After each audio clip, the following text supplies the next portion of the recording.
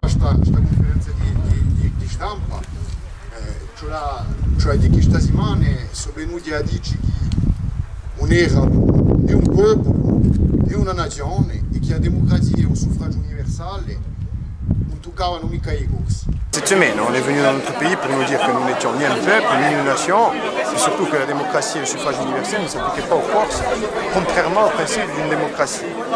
Aujourd'hui, les conditions de la paix sont réunies dans l'île. On se demande ce qu'un tel discours méprisant et provocateur vient faire sur le sol insulaire.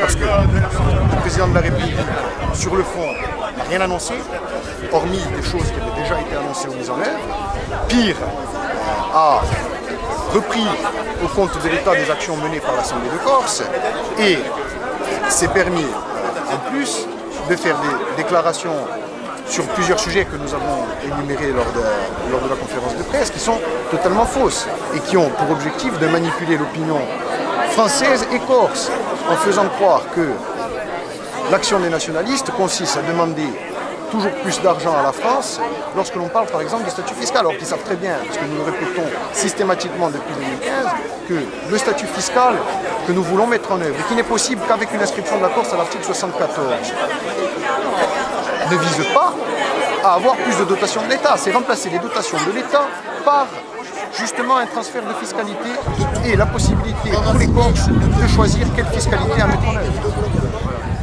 Enfin, aujourd'hui, il est important d'appeler notre peuple à rester déterminé, à rester serein et à rejoindre massivement le collectif démocratique de Corse parce qu'il va falloir que nous restions mobilisés, que nous nous mobilisions aux côtés de nos élus, tout simplement pour défendre nos intérêts et nos droits. C'est quelque chose qui sera discuté au sein du collectif. Il y aura une réunion qui se tiendra lundi soir, auquel nous participons et nous allons continuer à participer activement. C'est quelque chose que nous débattrons avec l'ensemble des forces vives de la société pour savoir quelles sont plutôt les meilleures actions à mettre en œuvre pour que ce que demandent les Corses aujourd'hui majoritairement, et personne ne peut le nier, pas même un président de la République française, soit enfin impliqués. Enfin, nous avons un message aussi à faire passer aux plus hauts représentants de la France. Avec ou sans leurs accords. Non, et mon paese d'ava, les mava.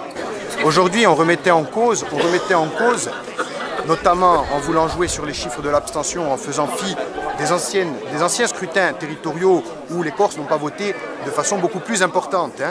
On parle de quelques points supplémentaires pour essayer de faire croire à l'opinion publique française que les nationalistes corses étaient minoritaires. La manifestation de samedi dernier, elle avait pour vocation de montrer à l'ensemble de l'opinion française que les Corses aujourd'hui soutiennent majoritairement ce qui est défendu par la majorité territoriale. Et ça a été une grande réussite, c'est la plus grosse manifestation de ces dernières années, incontestablement.